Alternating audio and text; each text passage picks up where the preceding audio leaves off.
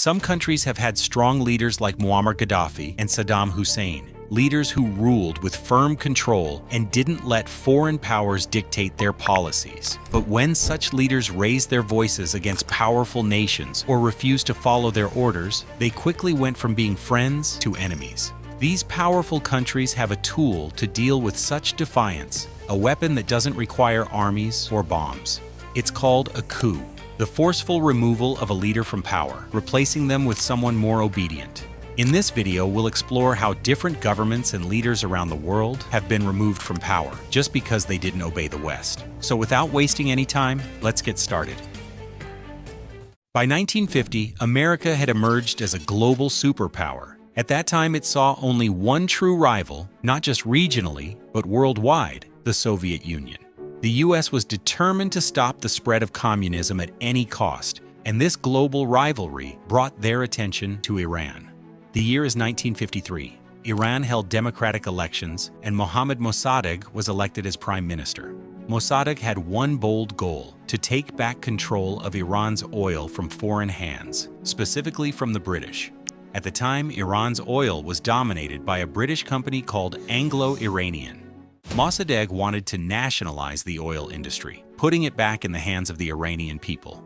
But Britain wasn't willing to let that happen. They warned Mossadegh of serious consequences. Behind the scenes, the British government reached out to the CIA. Together, they plotted a secret operation to remove Mossadegh from power. The CIA handed the mission over to its Middle East chief, Kermit Roosevelt. Roosevelt entered Iran with a clear objective: overthrow Mossadegh at any cost.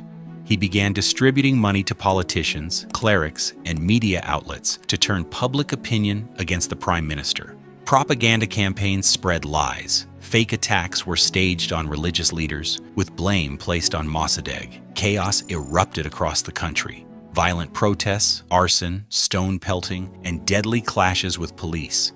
Over 100 people were killed. As the situation spiraled out of control, Mossadegh was forced to resign. He was arrested, put through a sham trial, and placed under house arrest for the rest of his life.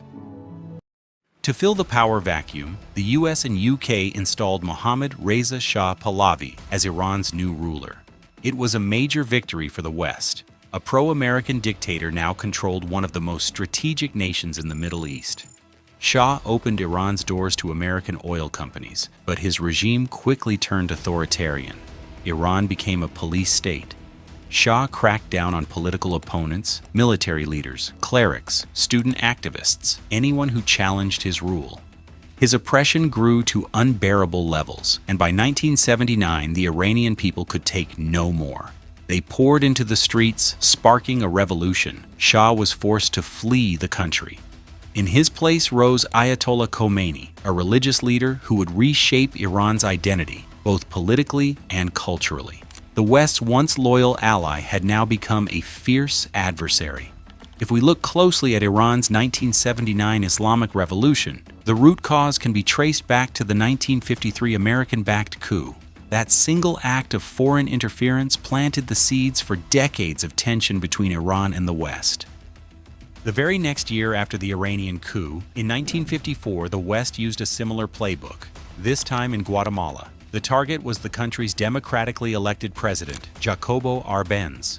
His crime? He dared to challenge U.S. corporate interests. Arbenz wanted to limit the monopoly held by West companies over Guatemala's electricity and railway systems. Even more threatening to the West was his agrarian reform. He began redistributing unused land, including land owned by the powerful United Fruit Company, to poor farmers so they could grow crops and feed their families. This did not sit well with the West, especially since many U.S. officials had financial ties to the banana industry. The U.S. President and Secretary of State instructed the CIA to remove Arbenz from power. Operation PB Success was launched. The CIA armed exiled Guatemalan soldiers and mercenaries, training them in nearby Honduras. At the same time, they created a fake radio station broadcasting in Spanish, designed to make it seem like a nationwide uprising was underway. Though the radio station was located outside the country, the broadcast made people believe Guatemala was on the verge of revolution. Rebel attacks began, causing panic and confusion. Even though President Arbenz knew the truth, that the US was behind it all, he was cornered and eventually forced to resign. The CIA then installed a military regime loyal to American interests.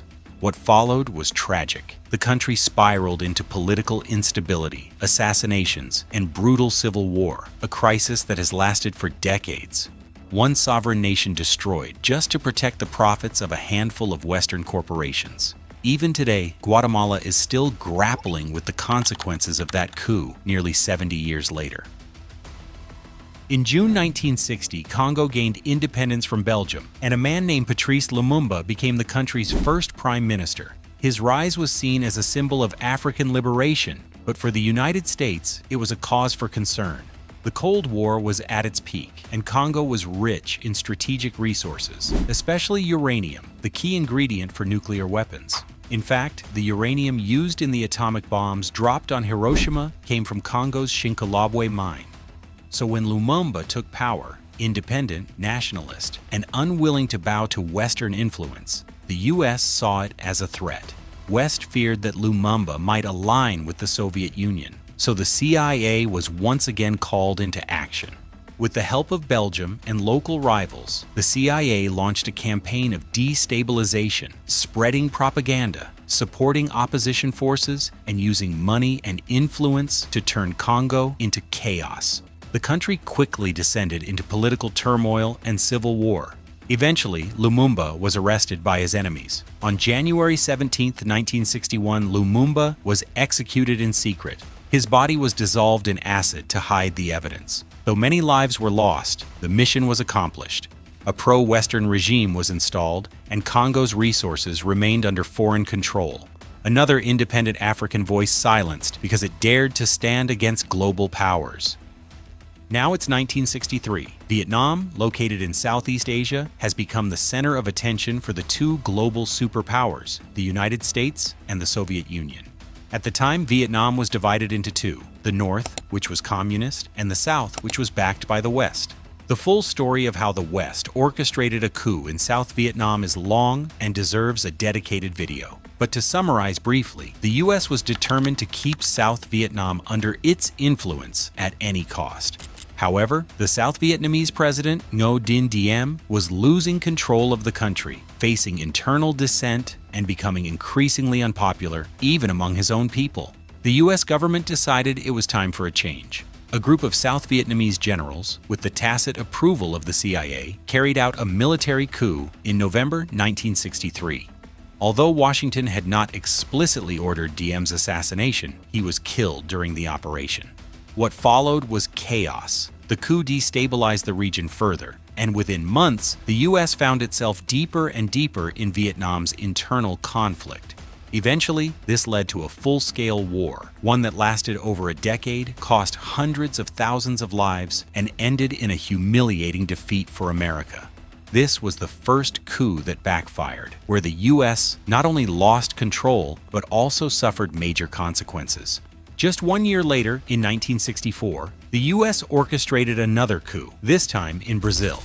The democratically elected government of President João Goulart was overthrown, and a US-backed military dictatorship was installed. The reason? Goulart was seen as leaning too far left, advocating land reform and nationalizing certain industries, moves that threatened American business interests.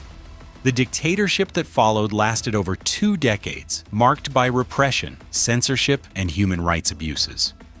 Now let's return to Central America. The year is 1989, and the country is Panama. The U.S. had long maintained a close relationship with Panama due to its strategic importance, the Panama Canal, a vital maritime route through which nearly 6% of global trade flows. The military ruler of Panama, General Manuel Noriega, had been a U.S. ally and even worked with the CIA. But over time, America lost trust in him. Noriega was accused of drug trafficking and corruption. Then came a turning point. Panamanian soldiers allegedly killed an American serviceman, giving the U.S. the pretext it needed. In December 1989, the U.S. launched Operation Just Cause, sending 27,000 troops into Panama. The invasion crushed Noriega's forces. He was captured, brought to the U.S., and later sentenced to 40 years in prison. Another government was toppled, and once again the US proved how far it would go to protect its geopolitical interests. Now we move to South Asia. The year is 1989. At this time, the Soviet Union is fighting a brutal war in Afghanistan, trying to maintain control by backing the Afghan communist government led by President Mohammad Najibullah. On the other side, the United States is supporting the Afghan Mujahideen, local resistance fighters who are battling Soviet forces. America is determined to push the Soviet Union out of Afghanistan at any cost. To do this, the US pours billions of dollars into Pakistan through a covert CIA program. Pakistan's intelligence agency, the ISI, uses this funding to train, arm, and support the Afghan Mujahideen. Eventually, the Soviet Union is forced to withdraw from Afghanistan in 1989, marking a major victory for the US and its allies. However, this victory comes at a price. The country is left in ruins and without a stable government. The various Mujahideen factions turn against each other, leading to civil war. Out of this chaos, a new group emerges in the mid-1990s, the Taliban.